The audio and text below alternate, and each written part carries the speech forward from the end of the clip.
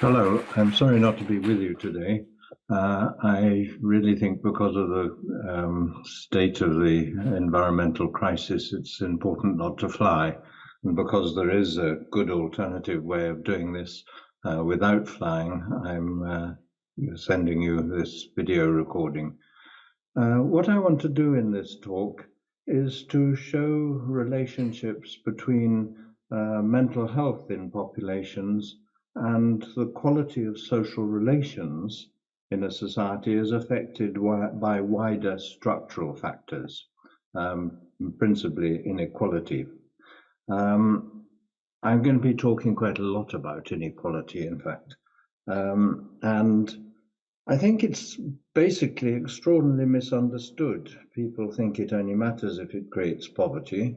But actually, I often think that inequality should be regarded as a social relationship.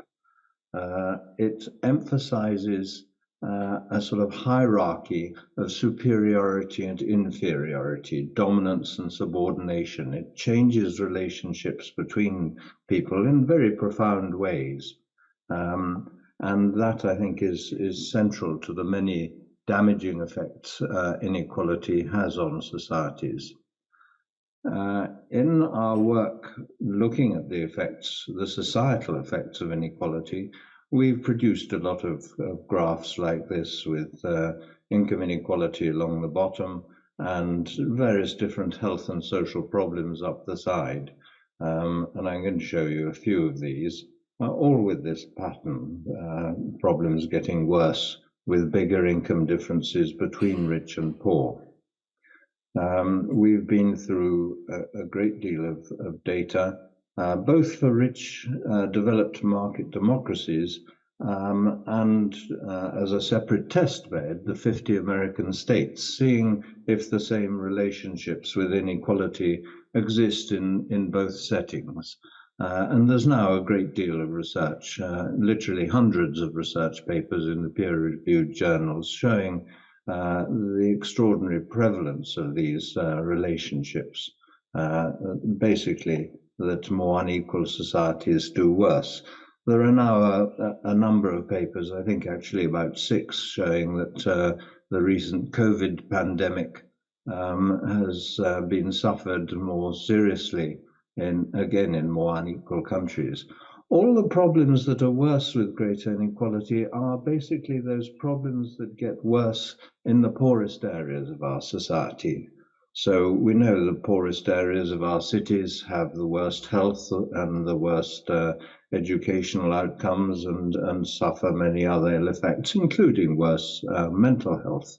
It is those kinds of problems with that social gradient which are worse in more unequal countries.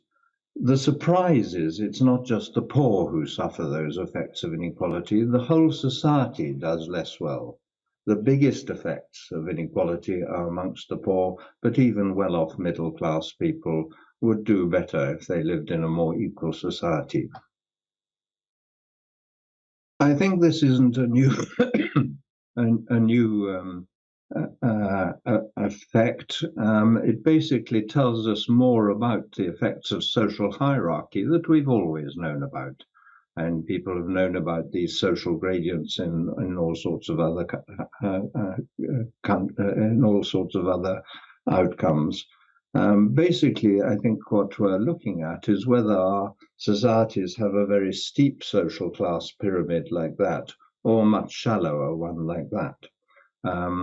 And you see the very widespread effects of inequality, basically increasing those feelings of superiority and inferiority, making status and class more important, and making the social structure more rigid. So, for instance, even the likelihood that you marry someone from a different social class background is reduced in societies with bigger income differences.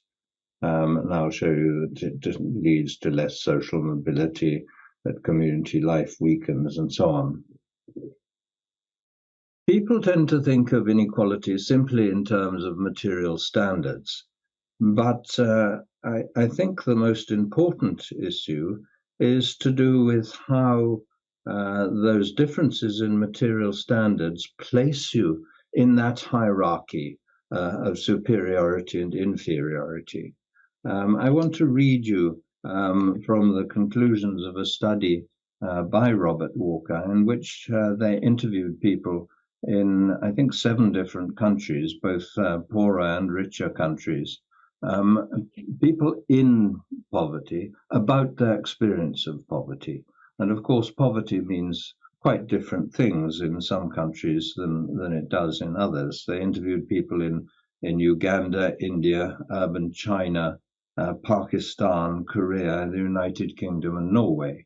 And of course, in perhaps India and China, poverty can, India and Pakistan, poverty can perhaps look like the picture on the right, whereas in Norway, it might mean living in a 2-bedroom flat with most of the modern electronics, flat screen television and central heating and so on.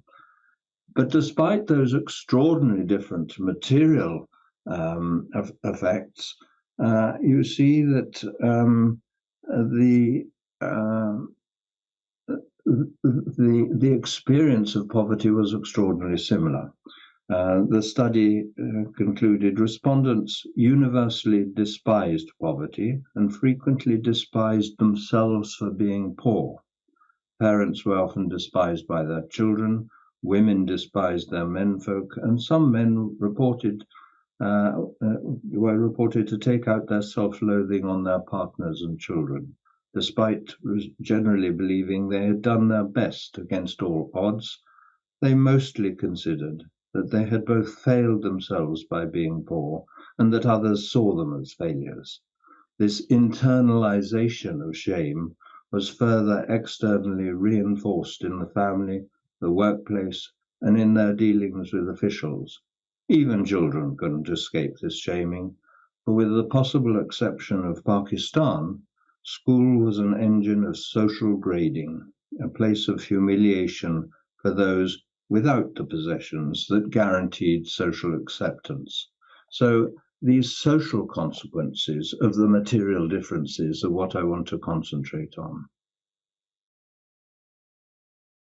Just to summarize some of the relationships between inequality and various different problems, health and social problems, here's an index combining life expectancy, children's maths and literacy scores, infant mortality rates, homicide rates, imprisonment, teenage birth rates, measures of trust, obesity, mental illness, which in the standard psychiatric classification includes drug and alcohol addiction, and some figures on social mobility.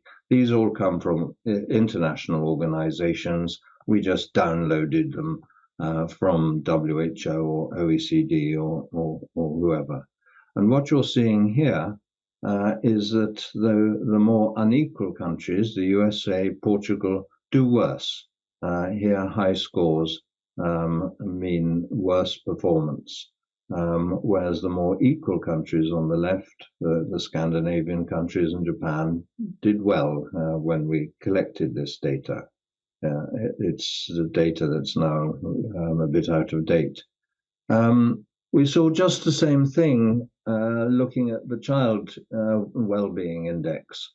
It's the UNICEF index of child well-being, contains about, I think, 40 different components. So, whether kids can talk to their parents, what immunization rates are like, whether they have books at home, all sorts of things like that go into this index of child well-being. And here, low scores are worse scores, poorer outcomes. And what you're seeing, again, is the same pattern, that the more unequal countries on the right do worse. So whether in our index or this UNICEF index covering child outcomes, countries do less well if they've got bigger income differences between rich and poor. I think to understand these relationships, one has to think more about monkey dominance hierarchies, superiority and inferiority, the ranking systems and how they treat each other, than perhaps not so much about Marxism. Here, for instance, you have that's bullying behavior amongst children, the ranking behavior. Bullying is about some kids trying to be better than others and put others down and so on. And you're seeing here big differences in bullying. Bullying measured by the percent of 11-year-olds who bullied others 2 or more times per month. And so you can see on the left, the more equal countries, it's 2 or 3% of them bullied others at that rate. But in more unequal countries, it rises to 10 times that. And so huge differences in bullying related to inequality. I want to show you what I think are the most fundamental damaging effects of inequality on the quality of social relationships. This is a graph of participation in voluntary groups, local organizations and so on, a measure, if you like, of community cohesion, whether it's gardening groups or voluntary organizations, choirs, anything like that, showing people's involvement in local life. And what you're seeing here is that local community life atrophies, it declines with greater inequality. People also trust each other less. Both these studies, the last few studies, there are quite a number of papers showing the same patterns. And as I say, we showed them amongst the 50 states of the USA, as well as amongst these rich developed countries. This is the proportion of the population who agree that most people can be trusted. And it goes from about 15% up to 65 or 70% who feel they can trust others. Really important, for instance, if you've got to walk home late at night, you'll feel much safer in a more equal country. Also very well researched is the relationship between violence, usually measured by homicide rates, and inequality.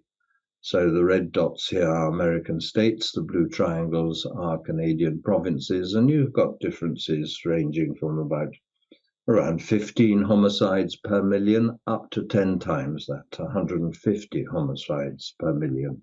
So societies lose their reciprocity, their public spiritedness, the community relations. They become less trusting of each other. Violence goes up with more inequality. And if you look in much more unequal countries like Mexico, for instance, or South Africa, as I'll show you in the next slide, you see in those countries where inequality is much higher than Britain or the United States, the countries I've been showing you, it's gone a stage further. People are actually frightened of each other in those societies, and you see they barricade their windows and doors and put razor wire around the top of their fences around their yards. And just the same thing in South Africa. At the top there, you can see an electric fence, and the notice warns you that you might get shot if you're caught trying to climb in. So, in a way, the saddest thing about inequality is that it damages exactly the quality of social relationships, which research also shows is so crucial for well-being and actually for health as well. Good social relationships come up again and again as a powerful determinant of health, well-being, and actually mental health. The picture I've just been suggesting in these last few slides is confirmed in quite different data. This comes from 2 American economists. They showed it for the American states and for these rich developed countries, that with more inequality, the proportion of the labor force involved in what they call guard labor increases. Guard labor means people, security staff, police, prison officers, occupations of that kind. These are the occupations, if you like, we use to protect ourselves from each other. And so as trust declines, violence increases, it's expensive. We need to employ more people to safeguard ourselves from each other. It's a really sad picture. We know that inequality acts as a social stressor. Interestingly, a study, a meta-analysis of over 200 studies where people were given stressful tasks to do while having their cortisol levels measured, that you can measure in saliva or in blood samples, shows that the kind of stresses that most dramatically push up cortisol levels are stresses which they say stresses that include social evaluative threat, your worries about how you're seen and judged by other people, threats to self-esteem or social status, where others can judge your performance negatively. We're particularly sensitive to those issues about how we're seen and judged by others. And of course, that's why public speaking is stressful. We're worried about making a fool of ourselves in front of others or whatever. There are also now a whole set of what are called social stereotype threat experiments. This one was quoted by the World Bank a while ago. It shows Indian children from high and low castes who do little pen and paper tests. And they do them under two conditions. One where they don't know who is high and low caste, and they do equally well. And then they do them where they do know who is high caste and who is low, and big differences in the results open up. And that kind of work has been done, showing effects through ethnicity and social class gradients and so on. That when people are made more aware of these differences associated with stereotype thinking that one or other group is worse at these things, that stereotype, suddenly you see it affects performance. Whereas when people their attention wasn't drawn to these differences, they do equally well. We can also see that inequality increases social anxiety, status anxiety. Here you can see across all income groups, from the poorest tenth of the population on the right to the richest tenth on the poorest on the left to the richest on the right. The top line there shows higher levels of status anxiety right across all income groups than you find in societies, the bottom line, with low inequality. Of course, people who are poorer have higher levels of status anxiety than richer, but the effects of higher levels of inequality in society pushes up the status anxiety in all income groups. And you can see people's worried about how their appearance, how they're seen and judged, in that studies now have shown that people in more unequal societies spend more on status goods, expensive cars or clothes with the right designer labels. The way we try and improve how we appear to others. How this relates to mental illness, I think you can probably already intuit, but work of Sally Johnson and other psychologists at Berkeley in California have shown that the dominant behavioral system, areas of the brain involved in issues to do with social status, are often involved in triggering or exacerbating issues to do with mental illness and personality disorders, different responses to high and low social status. But these are fairly key, the research shows, in a number of forms of mental illness. Although I think Sally Johnson, when doing that paper, thought that all societies had a similar social hierarchy, it's now been shown actually that more unequal societies have more of a range of mental illnesses. So this is a recent paper from the British Medical Journal, Open, and it shows the correlation coefficients between inequality in each country, this is all OECD countries, and levels of those various disorders and mental illnesses and so on. Quite strong correlations. I think that suicide and alcohol that go the other way around, those correlations I suspect are not significant, whereas the positive correlations are really rather strong. We see basically two, you can think of it in terms of two responses to these worries, increased worries about how you're seen and judged. You might be overcome with feelings of your inadequacy, inferiority, low self-esteem, and so on, lack of confidence, and start finding social contact too stressful. And so perhaps you start avoiding going out in the evening and meeting groups of other people.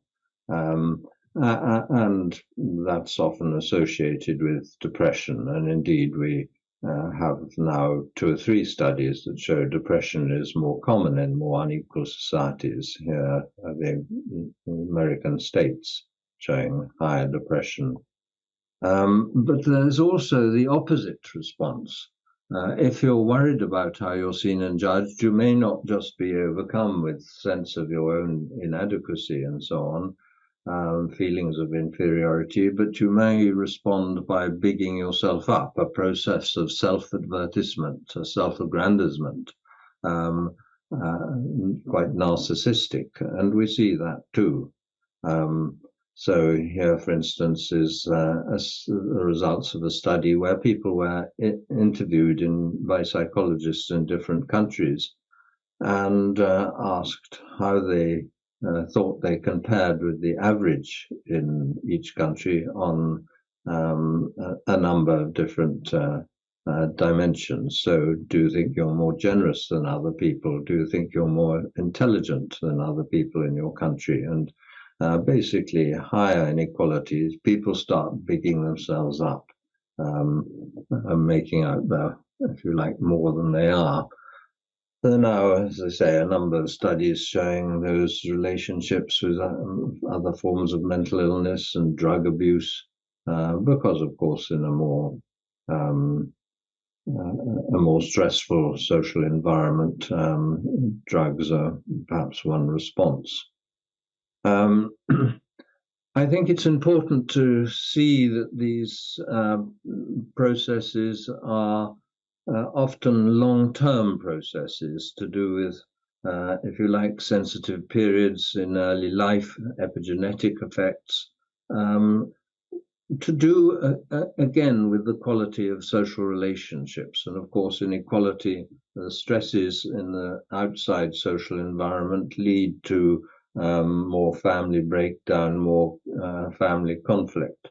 And I suspect what we're seeing is the effects of children learning whether they're growing up in a society where they can trust other people, where life depends on cooperation, reciprocity, empathy, or whether they're growing up in a society they experience as a dog-eat-dog society in which you have to fend for yourself and learn not to trust others. And we now know from the epigenetic research that that genes can be turned on and off, if you like, by even subjective social experience, the quality of relations in the family and the amount of conflict and so on.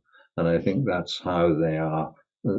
This becomes part of the same picture of some of the effects of inequality on mental health that I've been talking about.